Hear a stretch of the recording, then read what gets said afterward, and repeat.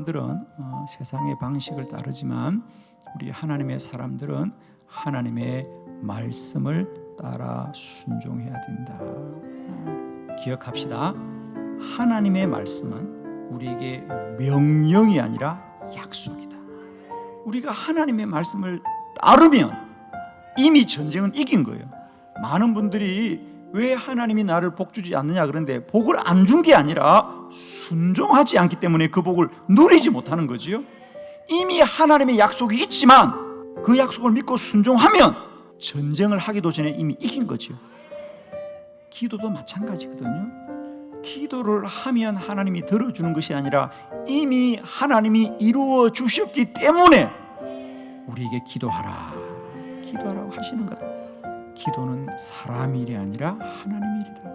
여리고 성이 굳게 닫혔으면 사람의 방식은 전쟁을 해서 그 성을 무너뜨려야 되는데 하나님은 이미 내가 넘겨주었으니 너희가 싸울 것이 없다는 거죠. 그러니 하루에 한 바퀴씩 그냥 돌리기만 하라고 하는 거죠. 그리고 마지막 날에는 7바퀴를 돌고 큰 함성을 질러라. 그러면 그 성이 무너지리라.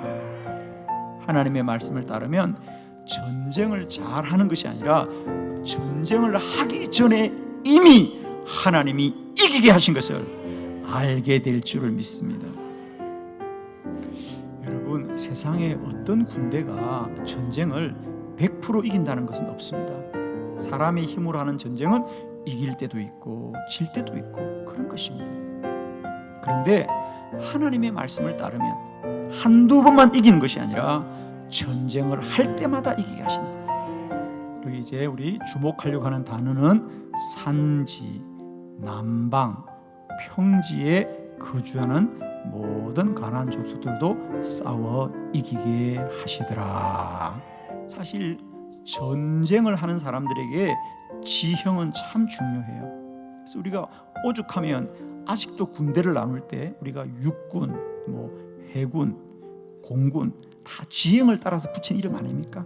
그러나 여러분, 하나님의 말씀을 따르는 자는 산지에 있든지 남방에 있든지 평지에 있든지 하나님이 그를 형통하게 하시는 거죠. 이 에브라임 지파와 므낫세 지파의 정탐꾼들이 먼저 그 땅을 들어갔어요.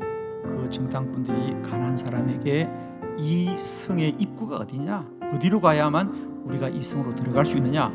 우리가 이 성을 쳐려왔노라 그럽니다.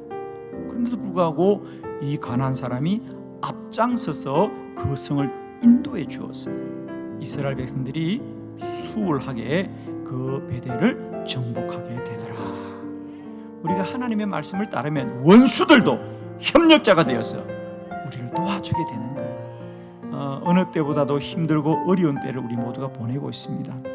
세상은 세상에 여러 가지 말들을 하지만 우리 하나님의 사람들은 여전히 하나님의 말씀을 따라가면 하나님이 반드시 오늘 사사기 1장에 일어났던 말씀을 따르는 자의 놀라운 복이 저와 여러분의 복이 될 줄로 믿습니다.